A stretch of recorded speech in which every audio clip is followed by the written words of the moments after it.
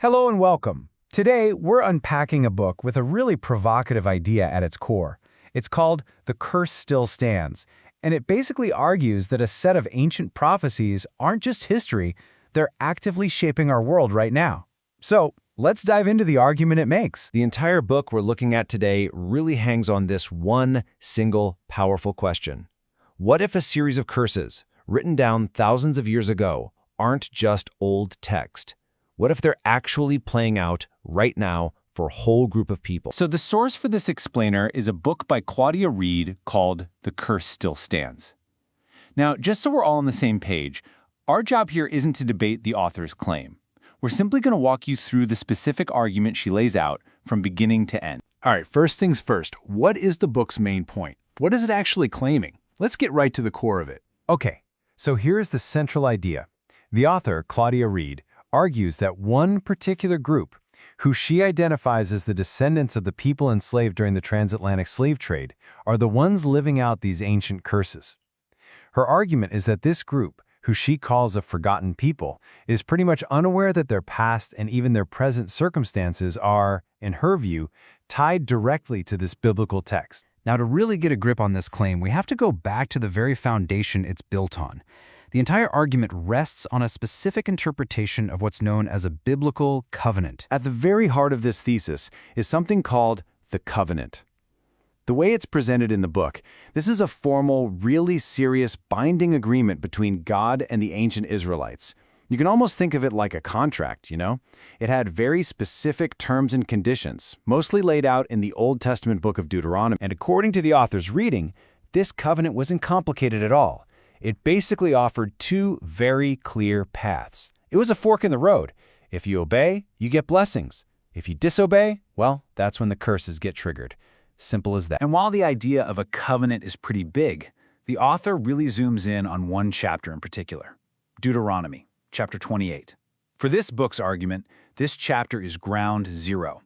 It's this long, incredibly detailed list of the specific curses that would happen if the people broke their side of the deal. So, this is where it gets really interesting. How does the author try to connect these ancient verses to our world? What is the actual evidence she presents in the book? The main technique used all through The Curse Still Stands is a direct side-by-side comparison. The author takes a verse describing a curse from Deuteronomy 28 and puts it right next to a major historical event or a modern-day situation, arguing that one is a direct fulfillment of the other. Let's look at one of the biggest examples the author uses. This is from verse 68 of Deuteronomy 28. It talks about being brought into Egypt again with ships. Now, the author is quick to point out that in a biblical context, Egypt isn't just a place on a map. It's a powerful symbol for bondage and slavery. And here is the huge connection the author makes. The book draws a straight line from this prophecy, being taken back into a state of bondage, specifically with ships, directly to the historical reality of the transatlantic slave trade. In her view, it's a literal match. Okay, here's another key piece of evidence from the book. This verse, also from Deuteronomy 28, isn't about a physical condition, but a social and a psychological one. It talks about becoming a proverb and a byword. What does that mean? It means becoming a term of mockery, a stereotype, or even a derogatory label. So how does the author interpret that verse? The argument here is that this curse came to life as a people losing their entire original identity, their names, their heritage, and having new, often insulting labels forced on them by the different nations they were scattered among. Now, to explain why any of this would even happen, the author doesn't just stick to Deuteronomy. She also leans on Psalm 106, which you'll notice is right there in the book's subtitle.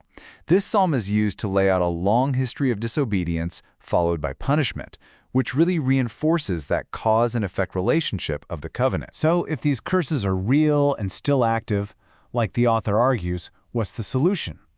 This brings us to the book's conclusion, a call for something it calls a reckoning. According to the author, this path to reckoning isn't some vague idea. It has three clear steps. Step 1 is to acknowledge the identity she lays out. Step 2 is to recognize the curses as the true cause of historical hardships. And Step 3 is to return to the laws of that original covenant. And this is a really important point to grasp. This reckoning isn't just about looking backwards. The book frames it as a forward-looking process.